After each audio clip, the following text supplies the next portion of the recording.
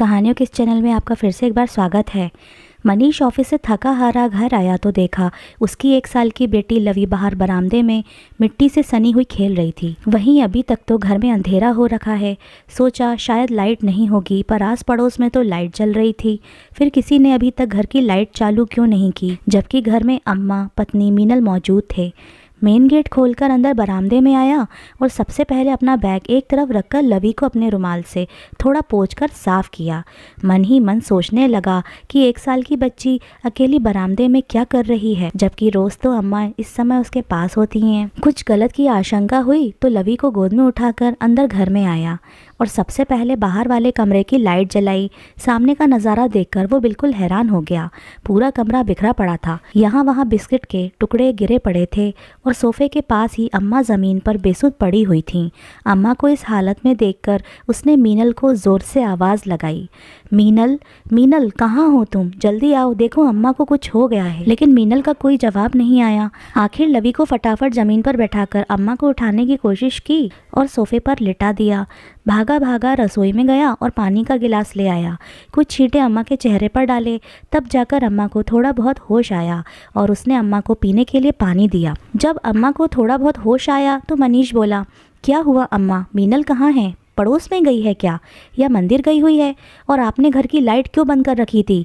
लवी अकेले बाहर क्यों खेल रही थी? मनीष एक के बाद एक सवाल पर सवाल किए जा रहा था। अचानक अम्मा रोने लगीं। अम्मा को रोते देखकर मनीष का दिल बैठा जा रहा था।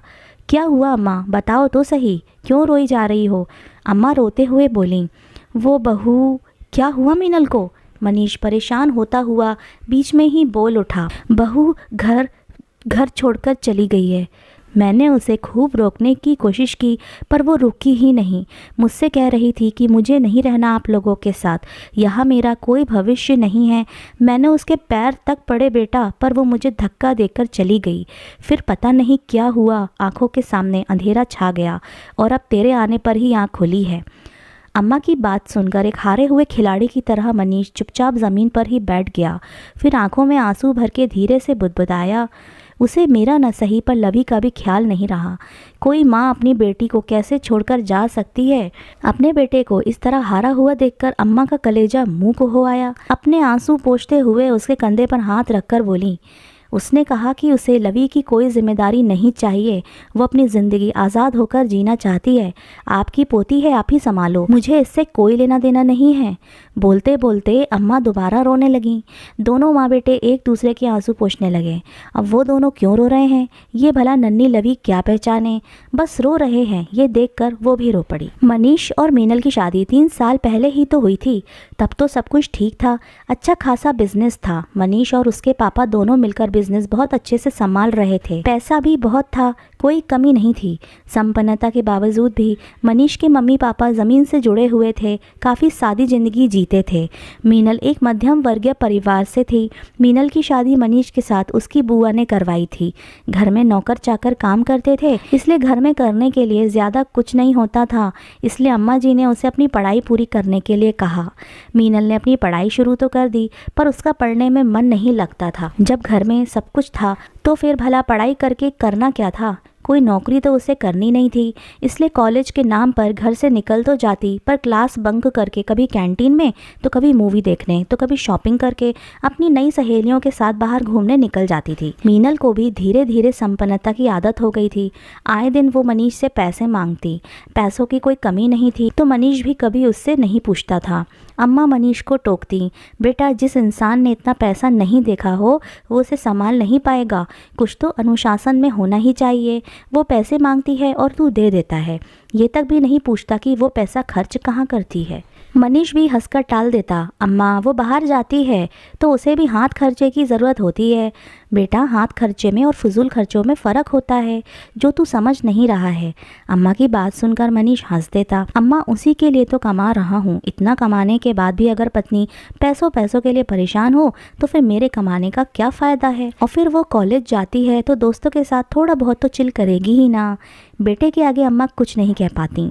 पिछले साल जब लवी का जन्म हुआ तब भी बहुत बड़ा आयोजन किया था, लेकिन 10 महीने पहले फैक्ट्री में आग लग गई, जिसके कारण भारी नुकसान उठाना पड़ा। ऊपर से अभी तक इंश्योरेंस का क्लेम तक नहीं मिला, क्योंकि किसी ने गलत अफवाह फैला दी कि जानबूझकर फैक्ट्री में आग लगाई गई है। बस तब से इन्वेस्टिगेशन चल रही है। इसी बीच 3 महीने पहले मनीष के पापा का हार्ट अटैक से देहांत हो गया। सब कुछ बिखर गया। लेनदार तो अपने कर्ज लेने के लिए आने लगे, पर देनदार सारे मुंह छुपाकर बैठ गए। आखिर थक हार कर पिछले महीने ही मनीष ने बंगला, गाड़ी सब कुछ बेचकर कर्जदारों का भुगतान किया। उसमें भी अभी कुछ कर्ज बाकी रह गया था। मनीष सब कुछ संभालने की कोशिश कर रहा था, वापस सब कुछ समेटना चाहता था, पर उसे ये अंदाज़ा नहीं रहा कि इस समेटने के चक्कर में उसकी पत्नी उससे छूटे जा रही है। जब से इस किराए के घर में आए हैं तब से हालात और बदतर हो गए। मीनल को नौकर चाकर की आदत लग चुकी थी, तो घर के काम तो उससे नहीं होते थे। अम्मा उसकी पूरी मदद करने की कोशिश करती, पर वो तो ज़रा सी बात पर चिढ़ जाती थी। यहाँ तक कि लवी को भी नहीं संभालती। अब तो आए दिन वो मनीष से भी लड़ पड़ती थी। कब तक रहना पड़ेगा ऐसी हालत में मुझसे नहीं होते घर के कामकाज। कम से कम एक आया तो रख लो लवी के लिए। कैसे संभालूं इसे? मैंने कोई बच्चे नहीं संभाले इससे पहले। कैसी बात कर रही हो तुम? मीनल, तुमसे ज़्यादा लवी तो अम्मा के पास रहती है और वो तुम्हारी बेटी है। क्या तुम उसे संभाल नहीं सकती? क्या ज़िंदगी हो गई है मेरी? पैसे के लिए मोहताज कर दिया है तुमने मुझे। इसलिए शादी करके लाए थे क्या मुझे? उसकी बात सुनकर मनीष हक्का बक्का रह गया। तुम जिस घर से निकलकर इस घर में आई थी ना, उस घर में तो इतनी सुविधा नहीं थी। अच्छे दिन नहीं रहे तो बुरे दिन भी नहीं रहेंगे। तुम थोड़ा तो सपोर्ट करो। मैं वैसे ही परेशान होकर ऑफिस से घर आता हूँ और फिर तुम ये सब शुरू कर देती हो। मीनल पैर पटकती हुई अपने कमरे में जाकर बैठ जाती। ना खाना परोसती और ना ही कोई बात करती। अम्मा ही लवी को खाना खिला पिलाकर अपने पास सुला लेती, लेकिन आज वो इतना बड़ा कदम उठा लेगी इसकी उम्मीद उसे बिल्कुल भी नहीं थी। आज वो मनीष का घर छोड़कर हमेशा के लिए दहलीज लांघकर चली गई। खैर, मनीष ने हिम्मत करके उसके मायके को फोन किया तो पता चला वो तो वहाँ भी नहीं आई। उसकी कुछ सहेलियों से पूछा तो पता चला कि कोई तरुण नाम का लड़का है, वो उसके साथ गई है। ये सुनते तो मनीष मीनल के पापा तक बिल्कुल ही शांत हो गए। आखिर बेटी की ऐसी करतूत से उन्हें भी बहुत धक्का लगा था। उन्हें मीनल के ऐसे कदम की बिल्कुल भी उम्मीद नहीं थी। पैसों की ऐसी क्या चादर ओढ़ी उनकी बेटी ने जो परिवार को परिवार ही नहीं समझा। यहाँ तक कि 1 साल की बेटी को छोड़कर चली गई। पर जिंदगी कहीं रुकती है क्या? इधर अम्मा लवी और घर दोनों को संभालती और उधर मनीष वापस सब कुछ समेटने की कोशिश करने लगा। बस उस पर एक धुन सवार हो चुकी थी कि उसे पैसा कमाना है।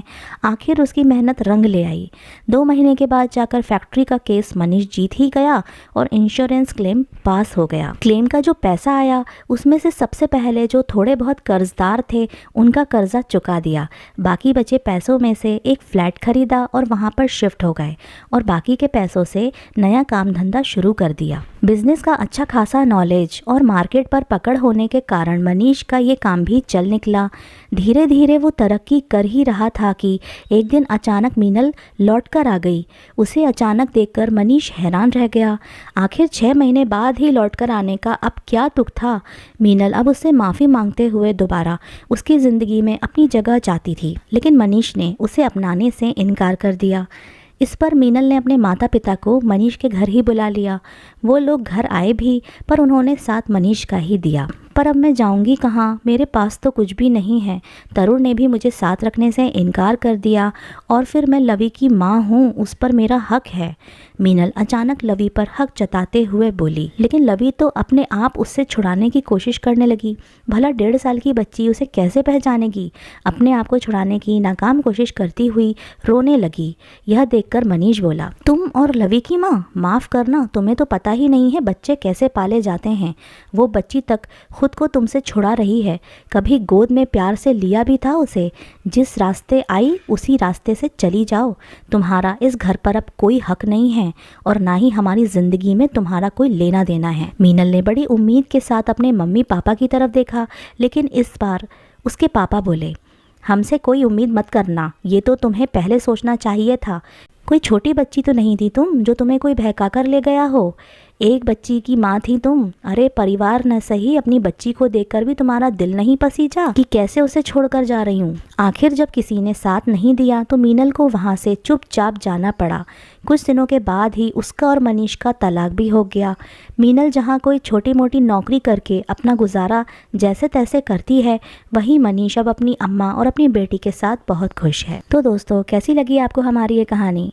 हम आपके लिए ऐसी कहानियाँ लाते हैं जिससे आपको प्रेरणा मिलती है और ज़िंदगी जीने की सोच भी। और यदि आपको हमारी कहानियाँ पसंद हैं तो हमारे चैनल को सब्सक्राइब और शेयर कीजिए ताकि हमारा मनोबल बना रहे और हम आपका मनोरंजन करते रहें।